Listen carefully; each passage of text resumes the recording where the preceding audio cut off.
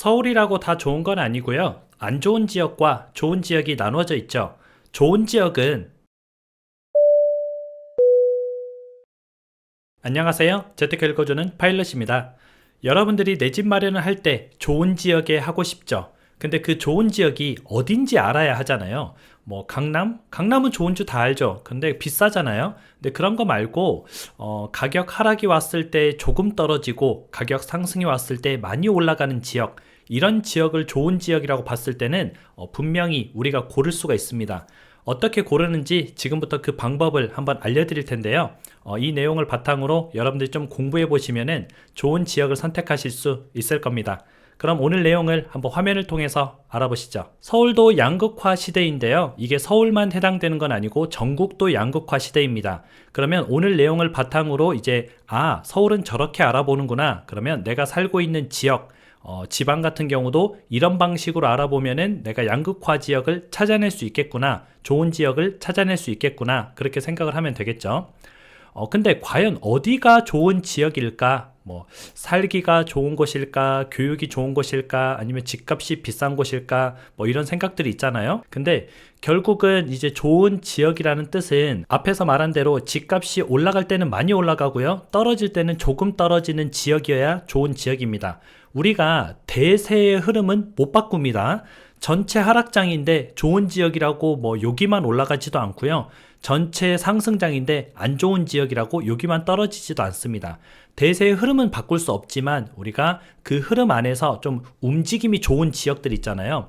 그걸 보면은 이제 우리가 알 수가 있겠죠. 제가 이 지역들을 한번 서울을 기준으로 준비를 해봤습니다. 보시기 쉽게 제가 표로 좀 가지고 왔는데요. 2023년 서울 아파트 매매 가격 변동률입니다. 2023년 작년에 마이너스 2.95%였어요. 그러면 평균적으로 집값이 한 3% 정도 떨어졌다, 이렇게 보면 되고요. 이거는 제가 뭐 수차례 말씀을 드렸지만 10억짜리 집이 3천만 원 떨어져서 9억 7천이 됐다, 이런 개념이 아닙니다. 나머지 것들이 거래가 안 되다 보니까 그나마 거래된 거 하나로 평균을 끌어내리기에는 이제 평균값이 많이 낮아지진 않는 거죠. 그래서 지금 같은 거래 절벽에서 이 수치만큼 떨어졌다, 이건 아니에요. 실제 현장 가보면 몇 억씩 떨어졌습니다. 근데 안 팔리는 집들은 그냥 그대로 있는 거고, 몇 억씩 떨어져서 거래된 집들이 거래가 됐고, 이게 평균을 끌어내리다 보니까 평균적인 수치가 많이 내려가진 않았다, 그렇게 보면 될 것 같고요. 이거는 이제 114만 가구를 조사한 결과입니다. 그러니까 어느 정도 좀 신뢰성이 있겠죠. 지금 보게 되니까 서울은 저 정도 떨어졌는데 대략적으로 지금 한눈에 딱 띄는 게 송파구 같은 경우는 올랐습니다. 이런 하락장에도 오르는 지역이 있구나. 그러면 여기는 좀 우리가 눈여겨봐야 될 지역 중에 하나고요. 여기 보시면은 노도강이라고 있죠. 서울의 북쪽, 노원구, 도봉구, 강북구, 옛날에 갭투자가 굉장히 유행했던 지역인데 평균이 3% 하락인데 여기는 뭐 6.9%, 7.5%, 8.9%, 평균보다 보통 한 두세 배 정도 더 떨어졌습니다. 그러면 이런 지역들은 조금 우리가 비인기 지역이구나 하고 알 수가 있고요. 여기 밑에도 보면 이제 구금관이라고 제가 예전에 한 2019년도에 얘기를 한 적 있었죠. 구로, 금천구, 관악구, 여기를 구금관이라고 하는데 구로도 7%, 금천도 6.4%, 관악도 8.5%, 노도강 못지않게 이제 하락을 하고 있죠.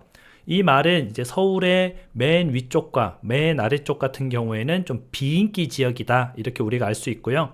중간에 보면은 뭐 종로 같은 경우에 1% 하락, 그러니까 평균적인 하락보다 하락률이 3분의 1밖에 안 되죠. 용산도 뭐 1.2%, 강남도 1.5%, 나머지 지역들은 비슷비슷합니다. 뭐 거의 한 3%에서 뭐 4% 이 정도 나타내고 있기 때문에 평균적으로 떨어지고 있다, 이렇게 보면 되고, 그냥 전체적으로 봤을 때 서울의 북쪽, 서울의 남쪽 같은 경우가 굉장히 좀 인기가 없구나, 이렇게 보면 되고요. 양천구가 굉장히 적습니다. 0.4% 하락. 이 이유는 양천구는 대부분이 재건축 단지거든요. 그러니까 지금 나온 집들 자체가 비싸요. 재건축이 바로 눈앞에 있기 때문에 재건축이 되면 집값이 오를 것이다 라는 기대감에 집주인들이 싸게 안 내놓습니다. 그러면은 싸게 안 내놓으니까 이 오래된 재건축 아파트를 누가 비싸게 주고 사겠어요? 안 사죠. 그러니까 거래가 없습니다. 거래가 없다 보니까 가격 하락이 상대적으로 적은 것처럼 보인다. 이렇게 좀 특수한 지역이 있고요. 송파구 같은 경우에는 뭐 부동산 시장의 코인입니다. 그냥 뭐 떨어질 땐 한 7억씩 떨어졌다가 또 반등할 때 한 5억씩 반등했다가 뭐 거의 뭐 부동산 시장의 코인판인데, 약간 우리가 이제 이런 특수한 지역들을 조금 제외하고 나서라도 평균적으로 이런 모습을 보이고 있다라고 보면 될 것 같습니다. 그래서 이제 서울에서 좋은 지역 같은 경우는 송파구, 양천구, 종로구, 용산구, 서초구입니다. 대부분 보면 집값 자체가 좀 짱짱한 지역들이에요. 그래서 뭐 물론 이제 서초구나 용산구 같은 경우에는 집값이 너무 비싼 지역이니까 이런 곳들을 조금 접근하기는 어렵지만, 뭐 송파구라고 다 비싼 거 아닙니다. 참고로 이제 우리가 뉴스에 많이 나오는 뭐 20 몇 억짜리 뭐 이런 집들만 뉴스에 나와서 그렇지, 송파구 자체에는 뭐 그렇게 좀 다 비싼 집만 있는 게 아니라 어느 정도 이제 저렴한 집들도 있습니다. 송파구, 뭐 양천구, 종로구 이런 곳들을 우리가 조금 유심 있게 지켜보면 좋겠죠. 물론 돈이 많이 있으면 용산구나 서초구도 같이 보면 좋지만 여기는 뭐 집이 뭐 30억 40억 하기 때문에 이 돈이면은 차라리 건물을 사는 게 더 나을 수도 있을 것 같고요. 깔고 앉는 것보다는. 그리고 이제 서울에서 안 좋은 지역들이 또 나오죠. 여기는 우리가 조금은 내 집 마련을 할 때 한 번쯤 고민을 해봐야 됩니다. 뭐 여기가 무조건 안 좋다, 여기 사지 마라 이런 건 아니지만 집값 하락 시기에 조금 하락폭이 커질 수 있는 지역이다. 이 정도는 우리가 알고 가야 된다는 거죠. 아까 나왔었던 노원구, 도봉구, 강북구, 노도강이죠. 그리고 구로구, 금천구, 관악구, 구금관입니다. 근데 무조건 안 좋은 건 아니에요. 이 지역들이 실은 많이 올랐었거든요. 많이 오르고 많이 빠진 겁니다. 그러니까 오를 때도 상당폭 많이 오르긴 했는데 떨어질 때도 상당폭 많이 떨어지는구나. 그럼 우리가 이제 잘 좋은 타이밍에 진입해서 잘 팔고 나온 사람들은 괜찮았겠지만, 뭔가 장기적으로 내 집 마련을 하고 10년, 20년 내가 살아야지 하면은 좀 약간은 우리가 한번 좀 고민을 해봐야 되는 지역이라는 거죠. 근데 저 지역들 특성이 있습니다. 안 좋은 지역들 특성이 뭐냐면 갭투기가 유행을 했던 곳입니다. 갭투기가 유행을 했다는 말은 실거주보다 투자가 좀 유행을 했던 곳이죠. 옛날에 우리가 노도강으로 이제 몰려간다, 뭐 구금관으로 몰려간다, 뭐 이런 내용들의 뉴스 기사가 굉장히 많이 쏟아졌었잖아요. 갭투기가 유행하다 보니까 사람들이 이제 하락기에는 물밀듯이 빠지는 겁니다. 투자자들은 돈이 몰리는 곳으로 가는 거거든요.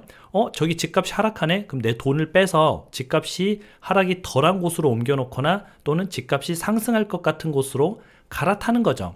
그래서 아까 송파구 같은 경우가 이제 뭐 부동산 시장의 코인판이 된 이유가 집값이 많이 빠졌잖아요. 그러다 보니까 사람들이 야, 송파구 살기 좋은데 의외로 뭐 강남보다 나는 송파가 더 나아, 이런 사람들도 있어요. 그러면 이렇게 많이 빠졌을 때 사두면은 또 올라가겠지, 이러다 보니까 매수 수요들이 붙은 거죠. 그래서 우리는 이제 좋은 지역이 가격이 싸졌을 때 노려보는 게 좋고요. 갭투기가 유행했던 곳에 들어가게 되면은 투자자들이 빠져나가게 되면은 그 피해를 고스란히 볼 수가 있다. 그렇게 생각하시면 좋을 것 같습니다. 한 가지 예를 좀 들면은 고스톱 칠 때 돈을 버는 방법이 있습니다. 잃을 때는 적게 잃고 딸 때는 많이 따면 됩니다. 우리가 이제 다 딸 수는 없어요. 고스톱을 10판 치면은 뭐 10판 다 이길 수가 없습니다. 어떤 사람은 5판 이기고 어떤 사람은 7판 이기고 다 다르잖아요. 근데 그 중에서도 돈을 벌어가는 사람은 잃을 때 내가 광박 안 보고 피박 안 보고 저 사람 쓰리고 못하게 하고 이렇게 잃고, 딸 때는 내가 쓰리고 포고 파이브고 해서 이제 딸 때 많이 따는 거죠. 그래서 우리가 돈 버는 방법은 잃을 때 적게 잃고 딸 때 많이 딴다. 그럼 부동산에 적용을 해보면은 떨어질 때 조금 떨어지고 오를 때 많이 오르는 지역이 우리가 이제 선택을 해야 되는 그런 지역이다라고 보시면 되겠습니다. 혹시 본인이 이제 별로 안 좋은 지역의 주택을 가지고 있거나 그렇다면은 상급지로 갈아타도록 노력을 해야 됩니다.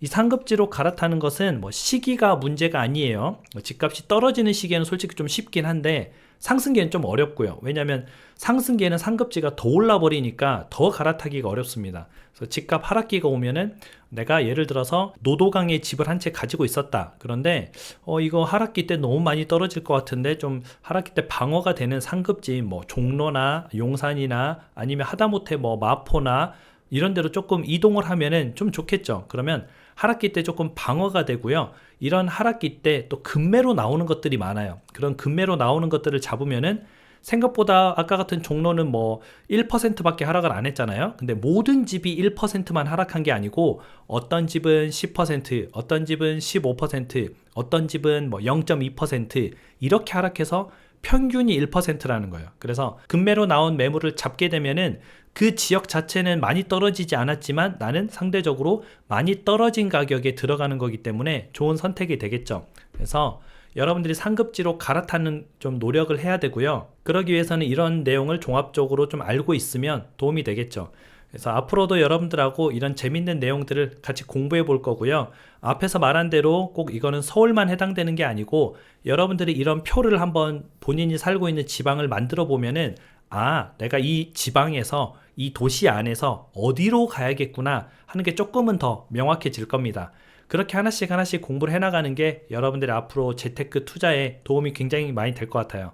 오늘 내용은 또 여기까지 하고요. 여러분들 오늘 하루도 부족한 방송 들어주셔서 감사합니다. 앞으로도 재밌게 공부해 보도록 하겠습니다. 그럼 다음에 다시 만나요.